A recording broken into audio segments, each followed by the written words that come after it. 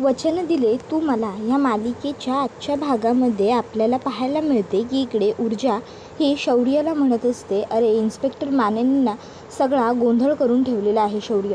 त्यावर शौर्य म्हणतो, मलासुद्धा माहिती आहे ऊर्जा.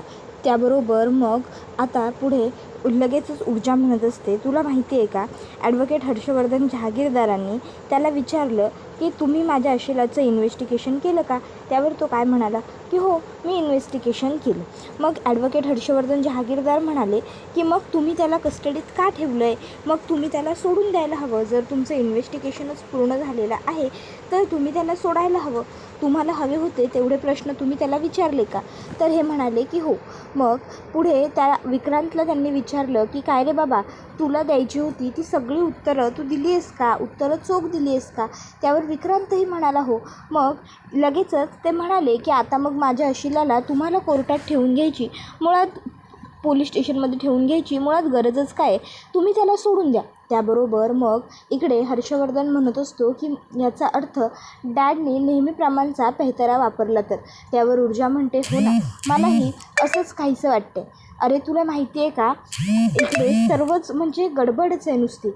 शौर्य, अरे जितक्या गोष्टी सोप्या आणि साध्या वाटत आहेत ना, तितक्या सोप्या आणि साध्या बिलकुलच नाही आहेत.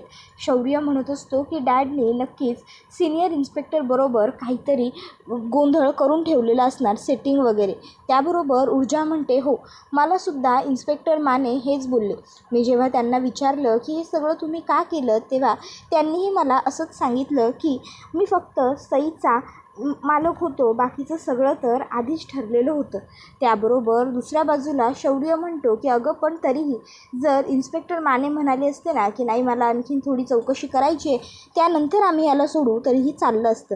तर दुसऱ्या बाजूला इकडे विक्रांत शिर्के म्हणत असतो की डॅड, तुम्ही मला सोडवण्यासाठी प्रयत्न का नाही केले.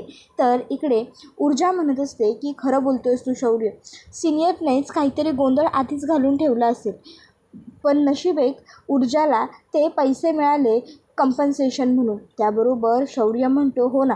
मग ऊर्जा म्हणते, अरे तुला माहिती आहे का, तिने 4 महिन्यापासून तिच्या घराचं भाडं नाही भरलेलं, घराचं भाडंच नाही भरलं आहे, तर बंटीच्या शिक्षणाची फी भरण्यासाठी आणि आजीच्या मेडिसिन्स आणण्यासाठी तिने बाहेरून कर्जसुद्धा रोकडमध्ये उचललं.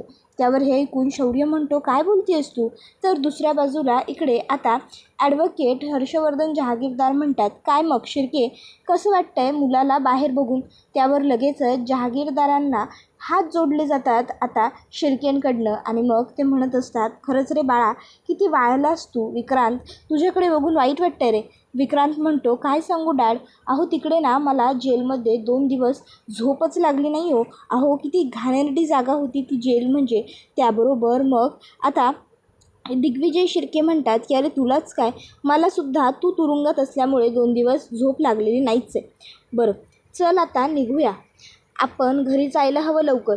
तुझी आई रडून रडून बेजार झालेली आहे, तुझी वाटच बघते ती. चला मग, हर्षवर्धन साहेब येतो, पुढच्या गोष्टींचं प्लॅनिंग व्यवस्थित करा. त्यावर ते होकार देतात. त्यानंतर आता विजया म्हणते, हो हो चालेल, हो नाही मी बोलेन ना आईसाहेबांशी, हो. आणि मग ते आईसाहेबांना सांगते, आईसाहेब मला नानिटकर भाऊजींचा फोन आला होता, त्यांची म्हणजे रिटायरमेंट पार्टी आहे, तर आपल्याला तिकडे जायचं आहे. त्याबरोबर आजी म्हणते, अगं हो, तुला फोन आला काय आणि मला फोन आला काय, मला काही फरक पडत नाही. अगं तू या घरची हुशार आदर्श सून आहेस, आजपर्यंत सर्व गोष्टी तू व्यवस्थित लक्षात ठेवून मॅनेजही केल्या आहेस की. आता जसं की शौर्य आणि ऊर्जाच्या देवदर्शनाची जबाबदारी तू घेतलेली आहेस, तर तू ती व्यवस्थित पार पाडशील हेही मला माहिती आहे. तुला माहिती आहे का मी काय केलं आहे, मी ह्या महिन्यातल्या शुभ दिवसांची यादी त्यांना देऊन ठेवलेली आहे आणि त्या अकॉर्डिंग त्यांना फक्त विचारलं आहे की तुम्हाला दोघांना वेळ कधी आहे, मग त्या अकॉर्डिंगच तू देवदर्शनाचं प्लॅनिंग कर विजया. नाही म्हणजे कसं, आता बरेच दिवस ऊर्जाने दिव्याच्या खोलीमध्ये असं राहणं बरोबर दिसत नाही ना, म्हणून मी विचार केला की तुझ्याबरोबर याविषयी बोलूनच घ्यावं. त्याबरोबर इकडे विजयाला राग येतो. विजया मनातल्या मनात म्हणत असते, इकडे मी हिला घराच्या बाहेर काढायला तुलली आहे आणि आईसाहेबांना हिचा गृहप्रवेश करून हिला घरात घ्यायचं आहे. त्याबरोबर मग दिव्या तिकडे येते. दिव्या आता लगेचच विजयाला विचारते, आई काय हो, काय झालं, आजी असं काहीतरी बोलल्या तर तुम्ही तोंड असं का केलं, कसला एवढा विचार करताय. आई, तुम्ही आणि बाबांनी ऊर्जाच्या बाबतीत काही प्लॅनिंग केलं आहे का? त्याबरोबर मग विजया दिव्याकडे बघतच राहते. दिव्या म्हणते, बोला नाही, तुम्ही आणि बाबांनी काही प्लॅनिंग केलं आहे का? त्याबरोबर मग आता लगेचच ती म्हणते की नाही, असं काही नाही आहे. हे बघ, उगाचच्या उगाच तू ना काहीतरी फालतू बडबड करू नकोस, कळलं ना? इकडनं चल निघ. त्याबरोबर लगेचच दिव्या म्हणते, आई अहो तुम्ही माझ्यावर कशाला चिडताय? विजया म्हणते, तुला जा बोललेलं कळत नाही का गं? तर शौर्य ऊर्जाला म्हणतो, ऊर्जा, आपण ना त्या पद्माच्या हातामध्ये एवढे पैसे द्यायला नको. त्यावर मग ऊर्जा म्हणते, अरे पण ती सगळी रोकड तर तिचीच आहे ना. त्यावर शौर्य म्हणतो, अगं ते पैसे जरी तिचे असले ना ऊर्जा, तरीसुद्धा ते पैसे तिला एवढे कसे हँडल करायचे ते कळणार नाही. म्हणून म्हणतो मी, आपण ना तिचे पैसे कुठेतरी तिला इन्व्हेस्ट कसे करायचे हे सांगायला हवं. म्हणजे काय होईल, ती इन्व्हेस्टमेंट करत राहील आणि मग तिला त्या व्याजाचे पैसेसुद्धा मिळतील आणि त्यातूनही तिला मदत होईल. हवं तर मी गाईड करेन तिला इन्व्हेस्टमेंट कशा करायच्या ते. त्याबरोबर मग ऊर्जा म्हणते, खरंच शौर्य तू किती चांगला आहेस. त्यानंतर मग शौर्य म्हणतो, बरं ऊर्जा, ते सगळं सोड आता. आता आपल्याला पुढे डॅड काय नक्की खेळी खेळू शकतात ह्याच्याकडे सुद्धा लक्ष दिलं पाहिजे. आपण हायकोर्टात अपील करायचं का? डॅड तेच करू शकतात असं मला वाटतं. त्यावर ऊर्जा म्हणते, नाही शौर्य, तू चुकतोयस. मला असं वाटत नाही की ॲडव्होकेट हर्षवर्धन जहागीरदार आता हायकोर्टात अपील करतील म्हणून. ते असंच करतात, ते फक्त बेलवरती गुन्हेगारांना बाहेर काढतात आणि बास, केस संपवून टाकतात. त्याबरोबर शौर्य म्हणतो, मग ऊर्जा, तुला काय वाटतं डॅडची नेक्स्ट स्टेप आता काय असणार आहे? त्याबरोबर ऊर्जा म्हणते, तेच तर ना शौर्य, तेच मलाही कळत नाही आहे आणि ओळखायचं आहे. आपण प्रयत्न करूया. मला बघायचं आहे की ॲडव्होकेट हर्षवर्धन जहागीरदार आता पुढे काय करतात ते. माझी एक मात्र पक्की खात्री आहे, ती म्हणजे की ते नक्कीच कोर्टाच्या बाहेरच ही केस सेटलमेंट करण्याचा प्रयत्न करणार. आता ही केस कोर्टाच्या बाहेर खेळली जाणार, पण ह्यावेळी काहीही झालं, अगदी कोर्टाच्या बाहेर जरी ही केस घेतली गेली ना, तरीसुद्धा मी तुला सांगते की ॲडव्होकेट हर्षवर्धन जहागीरदार यांना मी जिंकू नाहीच देणार. यावेळी मीच जिंकणार ही केस. शौर्य, तू बघतच राहशील. काहीही झालं तरी मी विक्रांत शिर्के सारख्या गुन्हेगाराला असाच मोकाट फिरू नाही देणार. तर दुसऱ्या बाजूला इकडे आता विक्रांत हा घरी आलेला आहे. आता विक्रांतला घरी आलेलं बघून अर्पिताला आणि विक्रांतच्या आईला खूपच जास्त आनंद झालेला आहे. विक्रांतची आई तर इतकी खुश आहे की ती विक्रांतची दृष्ट वगैरे काढून घेत असते. मग ती म्हणते, खरंच माझं लेकरू केवढं सुकलं वाळलं, केवढं बारीक झालं, ये रे लेकराई. आणि मग आता तो येतो आणि बसतो. त्यावर मग सुवर्णा म्हणू लागते की काय सांगू विठोबा, तुझेच रे उपकार. मला तर वाटलं होतं आता माझा लेक कधी बाहेर येईल की नाही, माझा लेक कायमचा तुरुंगात राहील. त्याबरोबर मग आता लगेचच विक्रांतचे वडील म्हणतात, असं कसं वाटलं तुम्हाला की तो कायमचा तुरुंगात राहील म्हणून? त्याचे वडील अजून जिवंत आहेत. मग त्याबरोबर अर्पिताला लगेचच आता एक आयडिया येते. अर्पिता म्हणते, आपण ना गोडाधोडाचं काहीतरी बनवूया, कारण विक्रांत जेलमधून सुटून आल्याचा आनंद मलाही झाला आहे ना. त्याबरोबर मग अर्पिताला विक्रांत विचारतो, खरंच का तुला आनंद झाला आहे? तुला मी सुटून आल्याचा आनंद झाला आहे? त्यावर ती म्हणते, हो ऑफकोर्स, पण मला काही आनंद तुझ्यासाठी नाही झालेला, माझ्यासाठी झाला आहे. आता तू बाहेर आला आहेस म्हटल्यावर तुझं आणि तीर्थाचं लग्न होईल, आणि तुझं आणि तीर्थाचं लग्न झालं की मग माझं आणि शौर्याचं लग्न होईल. मला माझ्यासाठी आनंद झाला आहे, समजलं? त्याबरोबर आता विक्रांत म्हणतो, म्हणजे ही अजून इथेच आहे का? डॅड, अहो हिला जरा 2 दिवस जेलमध्ये घालवा, म्हणजे बघा ही बरोबर कशी सरळ लाईनीवरती येते ते. असो. त्याबरोबर मग लगेचच विक्रांतला हर्षवर्धन म्हणतो की दिग्विजय शिर्के म्हणतात, ए गपरे, जा जा बाळा, तू शिराच बघायला घेताय ना. त्याबरोबर मग आता लगेचच सुवर्णा म्हणते, हो हो अर्पिता, चल बाळा, आपण स्वयंपाकाचं बघायला घेऊ. दोघी मायलेकी तिकडनं निघून जाते. तर इकडे विक्रांतला आता जुन्या सर्व गोष्टी सतत आठवू लागतात. कशा पद्धतीने ऊर्जाने त्याच्याकडनं गुन्हा कबूल करून घेतला, कशा पद्धतीने तिकडे जज साहेबांनी त्यांना शिक्षा दिली वगैरे वगैरे सगळं. आणि ते सगळं आठवल्याच्या नंतर आता विक्रांतला त्या सगळ्यामुळे खूप जास्त त्रास व्हायला लागतो. आणि मग विक्रांत हा दोन्ही कानांवरती घट्ट हात घेतो आणि आता त्याला आणखीन पुढे आठवत असतं की हे कलम तुम्हाला लागू होत आहे आणि खुनाच्या आरोपाखाली हे कोर्ट तुम्हाला कस्टडी सुनवत आहे. आणि मग ते सगळं आठवून आता जो विक्रांत असतो तो अस्वस्थ होऊ लागतो.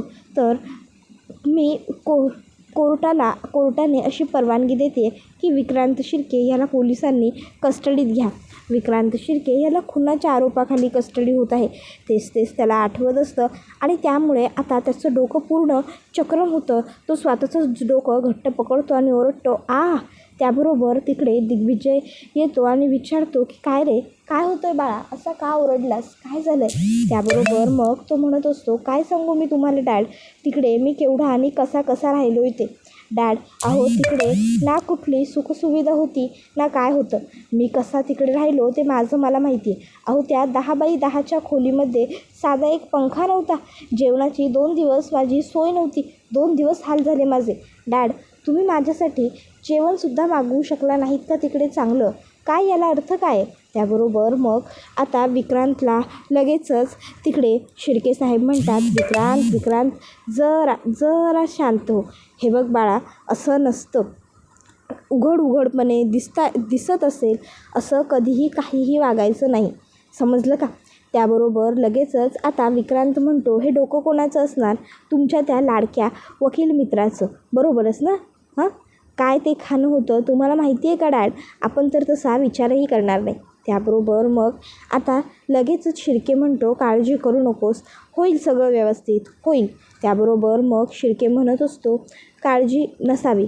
त्याबरोबर आता पुढे लगेचच त्यांना विक्रांत म्हणतो, मी त्या हर्षवर्धन जहागीरदारला सोडणार नाही आहे, त्याच्यामुळे मला पोलीस कस्टडी झाली. त्याबरोबर मग आता लगेचच दिग्विजय शिर्के म्हणतात की मी सुद्धा सोडणार नाही आहे.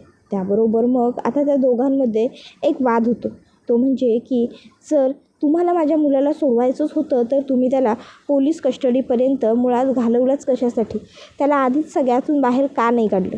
त्याबरोबर मग जे काही घडलं ते सगळं आता माझ्या लक्षात आहे विक्रांत, आणि तुला तर माहिती आहे की मी कधी आणि कोणालाच सोडत नाही. मला त्या हर्षवर्धन जहागीरदाराचं सगळं ऐकून घ्यावं लागलं, शांत राहावं लागलं, कारण तो तुला जेलमधून बाहेर काढणार होता. पण आता ह्या दिग्विजय शिर्केचा मुलगा हा विक्रांत शिर्के हा आता स्वतः बाहेर आहे. त्यामुळे आता मला अजिबात कसली पर्वा नाही आहे. आता मी त्या हर्षवर्धन जहागीरदारला सोडणार नाही आहे. त्याबरोबर मग आता लगेचच त्याला त्याचा मुलगा म्हणतो, डॅड अहो काय बोलताय तुम्ही हे? मला तर वाटलं होतं की त्यांनी मला बाहेर काढलं म्हणजे तुम्हाला त्यांच्याबद्दल खूप काही वाटत असेल, मग तुम्ही हे सगळं. त्याबरोबर मग शिर्के साहेब म्हणतात, अरे त्याने तुला बाहेर काढलं ते सगळं ठीक आहे, पण मुळात त्याच्यामुळे तुला 2 दिवसाची तरी पोलीस कस्टडी झालीच कशी, हा माझा प्रश्न आहे. त्यामुळे मी सोडणार नाही आहे त्याला. त्यावर मग विक्रांत म्हणतो, डॅड अहो आपण जर अशी उघड दुश्मनी घेतली ना तर तीर्थाचं माझ्याशी लग्न आणि अर्पिताचं शौर्याशी लग्न कधीही नाही होऊ शकणार. त्याबरोबर दिग्विजय शिर्के म्हणत असतो की त्याची काळजी तू कशाला करतोय? मी आहे ना, मी काय करायचं ते बघतो. ठरलेली कार्य ठरलेल्या वेळाप्रमाणे ठरलेल्या गोष्टींसारखीच होणार. तर दुसऱ्या बाजूला ऊर्जाला आता इकडे छान वाटत असतं. ती पद्माला म्हणते, पद्मा बरं झालं तुला हे पैसे मिळाले, ते आता कसं कमीत कमी तुझ्या डोक्याचं टेन्शन तरी जाईल. त्याबरोबर पद्मा म्हणते, बरं ताई मला एका महत्त्वाच्या विषयावर बोलायचं आहे. ऊर्जा म्हणते, हां बोल ना. त्यावर मग पद्मा आता तिच्याकडे ते पैसे देऊ करत म्हणते, ऊर्जाताई हे घे. त्यावर ऊर्जा म्हणते, हे पैसे मला? अगं मला काय करायचे आहेत हे पैसे? हे पैसे कोर्टाने तुला दिलेत तुझं कंपन्सेशन म्हणून. त्याबरोबर मग ती म्हणत असते, ताई अगं ते सगळं मला माहिती आहे, पण मीच हे पैसे तुला जाणून बुजून देते. त्यावर ऊर्जा म्हणते, कशासाठी? त्यावर ती म्हणते, ताई अगं असं काय करतेस? ही केस जेव्हा सुरू झाली तेव्हा माझ्याकडे तुला देण्यासाठी 1 रुपयाही नव्हता की नाही? मग आता तू मला पैसे देतेस आणि आईने मला सगळं काही सांगितलं. काय गं, एवढं सगळं असताना माझे पैसे परत करशील? त्यावर ती म्हणते, सॉरी ताई, खरंच सॉरी. त्यावर मग लगेचच ऊर्जा म्हणते की ठीक आहे गं, पण तू मला एका क्षणात परकं केलंस हो पैशांचा विषय काढून. त्याबरोबर मग पद्मा म्हणते, तसं नाही गं ताई, पण तरी पण तुम्ही ना त्या घरामध्ये काम केलेलं आहे, त्यामुळे विजयाबाई साहेब कशा आहेत हे मला अगदी व्यवस्थित माहिती आहे. त्यांना जर एखादा माणूस आवडला नाही ना तर ते त्याच्याशी कितपत वाईट वागू शकतात हेही मला माहिती आहे चांगलं. म्हणून मी म्हणते गं ताई, तसंही तुला आता फुकट काम करून काय मिळणार आहे. त्याबरोबर मग ऊर्जा म्हणत असते, हे बघ पद्मा, ते काहीही असलं ना तरीही मला तुझ्याकडून काहीही नको आहे. तुला काय वाटलं तू आईबरोबर शेअर केलेल्या गोष्टी माझ्यापर्यंत पोहोचणार नाही का. पद्मा, अगं तू विसरतेस का, मी आणि आई एकमेकीशी सगळं शेअर करतो. त्याबरोबर मग इकडे दिग्विजय शिर्के म्हणत असतो की मी त्या हर्षवर्धन जहागीरदारला सोडणार नाही आहे. तो असताना तुला 2 दिवसांची तरी पोलीस कस्टडी झालीच कशी हे मला बघायचंच आहे, लक्षात ठेव. त्याबरोबर मग विक्रांत म्हणतो, डॅड नेमकं तुम्ही करणार काय आहात. त्यावर मग दिग्विजय शिर्के म्हणतो, ते कळेल, लवकरच कळेल. त्या हर्षवर्धन जहागीरदारला हे कळायला हवं की एका आमदाराच्या पॉवरपेक्षा जेव्हा एक बाप भडकतो तेव्हा त्याची पॉवर किती जास्त असते. त्याने बाप म्हणून मला ओळखण्यामध्ये कसूर केला, चूक केली आणि याची शिक्षा त्याला मिळणार आणि याची शिक्षा त्याला मी मिळवून देणार. त्याबरोबर विक्रांत याला कळत नसतं की नेमकं आता दिग्विजय शिर्के काय करणार आहेत. मग तो म्हणत असतो, डॅड हो तुम्ही नेमकं काय करणार आहात ते सांगा तरी. त्याबरोबर मग लगेचच त्याला त्याचे वडील म्हणतात की कशाला. हे बघ बेटा, आता मी बाकीचं सगळं बघेन, फक्त तू ना जरा चांगला वाग. आता जरा वाईट गोष्टींपासून लांब राहत जा. नाही म्हणजे काय आहे ना, एवढं चांगलं करिअर आहे, एवढं चांगलं फ्युचर आहे बेटा, उगाच सगळ्याची वाट लावून घेऊ नकोस. समजतंय ना तुला मला नेमकं काय म्हणायचं आहे ते. प्लीज प्लीज बेटा, आता जमेल तितकं कमी कर, जमेल तितकं सुधार, कारण सध्या वातावरण टाईट आहे आणि आपल्याला सगळ्याच ठिकाणी आपल्या बोलवलं, कळतं आहे ना. त्याबरोबर मग लगेचच ती म्हणते की ठीक आहे, मी आवरायला घेते. त्याबरोबर मग इकडे लगेच आता ऊर्जाला पद्मा म्हणत असते की काय सांगू ऊर्जाताई, मला ना त्या विक्रांत शिर्केची भीतीच वाटते बाई. म्हणजे आता तो जेलमधून सुटला आहे, त्यामुळे आता तो काय करेल आणि काय नाही ह्याचा काही नेमच नाही बघ. मला ना काळजी वाटते गं खूप. त्यावर ऊर्जा म्हणते की नाही नाही पद्मा, हे बघ तुला काळजी करण्याची मुळात काही गरजच नाही आहे, काळजी करू नकोस. मी या केसच्या मुळापर्यंत नक्की जाणारच आहे. नक्की विक्रांतने हे सगळं का केलं वगैरे मी सगळं शोधून काढेनच. विक्रांतसारख्या माणसाला मी काही मोकाट फिरू देणार नाही आहे बाहेर. आणि राहिला प्रश्न तुझ्या सेफ्टीचा, तर तू आता डबल सेफ आहेस. अगं आता त्या विक्रांतने तुला काही करण्याचा साधा विचार जरी केला ना तरी त्याच्या स्वप्नात कोठडी येईल. त्यामुळे तो आता काही चुकीचं करणार नाही आहे. त्याबरोबर पद्मा म्हणते, ताई आत्ता कुठेतरी जाऊन मला जरा बरं वाटतंय. त्याबरोबर मग ऊर्जा म्हणत असते, पद्मा घाबरू नको, मी आहे तुझ्याबरोबर. पद्मा म्हणते, खरंच ताई थँक्यू सो मच. त्यावर ऊर्जा म्हणते, पद्मा करून टाकलंस ना मला परकं, काय गं तुम्ही. त्याबरोबर लगेचच त्या एकीमेकीला मिठी मारतात. त्यानंतर मग ऊर्जा म्हणत असते, घाबरू नकोस पद्मा, निडर राहा, बिनधास्त राहा. तो विक्रांत शिर्के काहीही बिघडवणार नाही आहे तुझं, समजलं. निघ इकडनं. आणि मग आता लगेचच पद्मा तू अगदी बिनघोर राहा, मी आहे तुझ्याबरोबर, मी कायमच असणार आहे, समजलं ना. पद्मा म्हणते, खरंच ताई तुझे खूप खूप आभार गं. म्हणजे तू होतीस म्हणून या सगळ्यात मी उभी तरी राहू शकले, नाहीतर मी काय केलं असतं. तर दुसऱ्या बाजूला इकडे शिर्के आणि हर्षवर्धनचं बोलणं सुरू असतं. तुम्ही त्या मुलीला तुमच्या घरातनं बाहेर नाहीच काढू शकला, आता त्या मुलीचं काय करायचं आहे ना ते मी बघतो. मीच तिला तुमच्या घरातनं आता फरफटत बाहेर काढतो. त्याबरोबर आता हे सगळं काही शिर्के हे दारू पिऊन बोलत असतात, त्यामुळे ते दोघंही ऐकत असतात एकमेकांचं. तर दुसऱ्या बाजूला इकडे जी तुमच्या घरात ती ऊर्जा शिंदे आहे ना, तिलासुद्धा मी फरफटत बाहेर काढेन. तर ऊर्जाला शौर्य म्हणतो, ऊर्जा आपलं दोघांचं प्रेम ना कधीच कमी होता कामा नये. आपलं प्रेम कायम या आईस्क्रीमसारखं थंड गार असायला हवं, खरंच. त्यावर ऊर्जा म्हणते, नक्की शौर्य असंच असेल. आणि मग ऊर्जा आणि शौर्य एकमेकाला मिठी मारतात. शौर्य म्हणतो, ऊर्जा आपण कायम एकत्र राहायचं, कधीच लांब नाही. त्यावर शौर्य म्हणतो, हो गं ऊर्जा. त्याबरोबर हा व्हिडिओ इथेच संपतो. Video call